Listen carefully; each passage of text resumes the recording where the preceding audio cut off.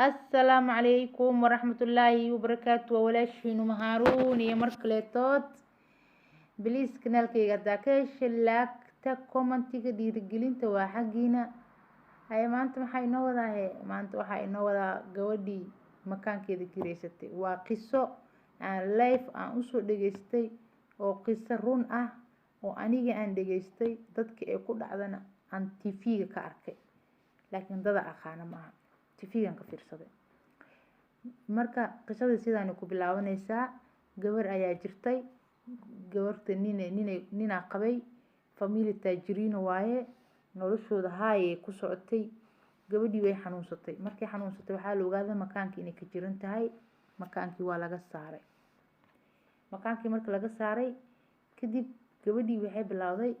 inay guriga isku soo xirto because hooyo ma noqonaysid istri hooyo ma noqonaysid guriga isku soo xirtay dadkii inay la kulantay ma rabto asxaabtii ka dhex baxday ninkeeda u maanaya wuxuu leeyahay soo bax asxaabta aadina may soo bax banaanka ka soo cunteynayna maya soo fakansan ku geynaya maya gabadhii saaxiib waxay ka dhigatay internetka ayadoo marka internetka baarbaarayso ee waxay ku aragtay inay hooyo noqon karto hooyo noqon kartaa hooyin waxay ku noqon kartaa inay maxay ahaayeen ogxamaheeda ayada laga soo jaro wili ogxamiya ku yaala makaanka kaliya laga saaray laakiin ogxamihii wali way u fiyooyihiin in ogxanteeda la soo jaro iyo ninkan wixiisi la isku abuuro bacdeen naag kale saddexaad qof saddexaad oo uur cunuga caloosha ku qaadayo in la helo gabadhii way fakartay yaa ku noqon karo nina marka ayad u shaqeeyo oo jarjineer u ah ninkaas naagtiisa walaasha miyaa la dhahaa walaasha miyaa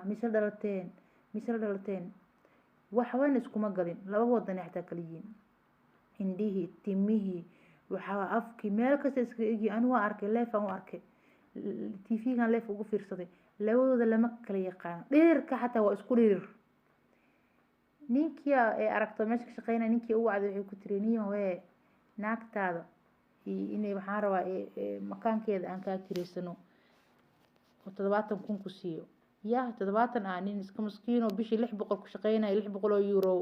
waxa waaye waa farxa 70 marka loo sheego waa farxay odigi waa urudi marka odigan waxa waaye odig guriga kaab galaaska inuu waa laga cabsadaa naagtiisa iyo wiilo dhale iyo way ka cabsadaan waa u tagay wuxuu yiri ina uurkii cida uur u yeelatid waaye hayee tiri saxiix ka soo qaaday saxiix markuu ka soo qaaday cidii u keenay hooshiya la galay hoosha marka lagu gali karo wadanka ee qisada ka dhaceyso ee wadankii waxa la aaday ninka maskiinka ah iyo ninka oo jarjineeriga ah wadankii la aadeen wadankii ilmihii loogu abuuray hooyadii ilmihii way adkaadeen kaal arag ilmay noqdeen marka ayadoo sheekadii sidaas tahay coronavirus dhacay marka naagtii xaamilo ah ballantu waxay ahayd markay foolanayso inay naagtan la joogto markay dhashaba ay cunugeeda dhaaq siisatay ay qaadato ay ballanta ahayd iyagana lacagtana siiyano sheekadii ma dhicine coronavirus dhacay coronavirus markuu dhacay waa ogtiin adduunka dhan waa la xirxiray meel walba waa la xirxiray marka adduunkii wada xiran oo lockdown ku lagu jiro ay ku soo aaday dhalmadeeda marka 24 bishii saddexaad 25 meed ma aqaan ay dhalisay waxay soo hormartay 12 maalin 12 bishii dhashay marka